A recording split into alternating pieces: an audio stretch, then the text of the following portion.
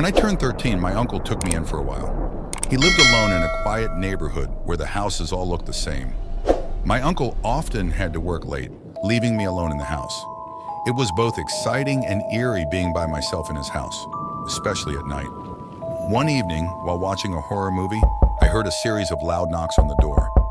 Curiosity mixed with apprehension, I hesitated before approaching. "Who's there?" I called out, my voice shaky. A deep voice responded, "Need some company?" It was already late and I wasn't expecting anyone. "No thanks," I replied, hoping he would leave.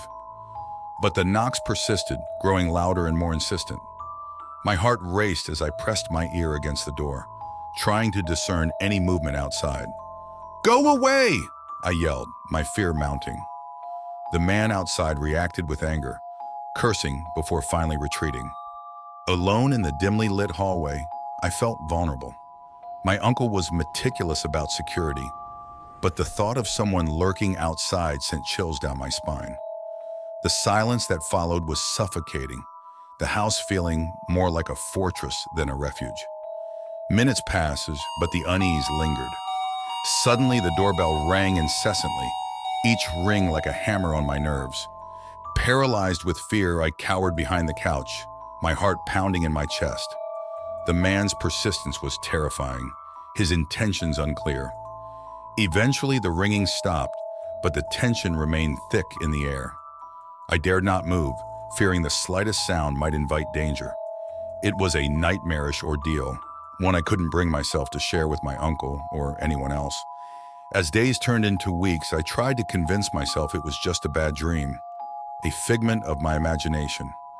But the memory lingered, a haunting reminder of the darkness that lurked outside my uncle's supposedly safe haven.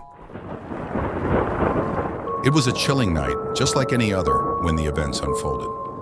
About 4 months ago, during the bitter winter months, I found myself alone in our small suburban home. Despite being only 17, I was accustomed to solitude, but little did I know what awaited me that evening. As the darkness enveloped the neighborhood, I went about my routine, unaware of the looming danger. Our house, like the others, stood silently, its windows like unblinking eyes watching over the deserted streets.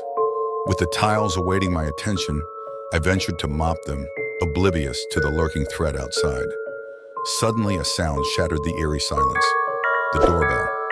Ordinarily, I wouldn't dare answer when alone, but this time, the visitor's persistent gaze through the glass cutout compelled me to approach. What I encountered was a man, seemingly ordinary, yet his presence sent shivers down my spine. Engaging in a conversation that veiled his sinister intentions, he claimed to be from the phone company, seeking entry to our home. His insistence, coupled with his unsettling demeanor, unnerved me deeply. Despite my apprehension, I found myself standing before the open door, his gaze piercing through me like a dagger. As the night wore on, my unease only grew. The encounter replayed in my mind like a haunting melody, each detail more ominous than the last. And when the police arrived the following day, their inquiries only served to confirm my worst fears. The specter of danger had been lurking at our doorstep, and I had unwittingly let it in. Now, as I gaze upon the vacant house next door, its windows like hollow eyes, I can't help but wonder what horrors might have befallen me if I had been less cautious. The memory of that fateful night lingers like a ghost, a reminder of the thin line between safety and peril in the darkness of the night. 6 years ago, when I was just 13, summer took a sinister turn. My mom had to leave us abruptly to care for my ailing grandfather, leaving me, my dad, and my older brother Max alone for the entire summer. Days stretched into long hours of solitude as my dad toiled away and Max attended summer school. Our neighborhood, usually a haven of tranquility, suddenly felt like a trap. I was hyper aware of every creak and rustle, always diligent about locking doors and windows. But no amount of caution could prepare me for what lurked outside our home. One sweltering afternoon, as I heated up the frying pan for a solitary lunch of grilled cheese, a sinister scratching echoed from the front door. My heart raced as I tiptoed closer, the familiar dread settling in my stomach. The doorknob jiggled, sending a shiver down my spine. With trembling hands, I retreated to the safety of the kitchen, clutching a cast iron skillet for protection. Huddled in the pantry, I frantically tapped out a distress call on social media, praying someone would come to my rescue. But my prayers went unanswered as the intruder prowled through our home, his heavy footsteps echoing like a death knell. Then, without warning, the pantry door swung open, revealing a shadowy figure lurking in the darkness. Summoning all my courage, I swung the skillet with all my might, the metallic clang echoing through the house as it connected with the intruder's skull. The arrival of the police brought a fleeting sense of relief, but their grim discoveries only deepened the horror.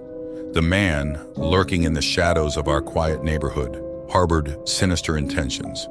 A knife, duct tape, and chilling paraphernalia painted a grim picture of his intentions. As I stared at the photograph of myself tucked away in the glove compartment of his car, I couldn't shake the feeling of dread. What horrors had I narrowly escaped, and how many others had fallen victim to his twisted desires? The answers remained shrouded in darkness, leaving me haunted by the specter of what could have been.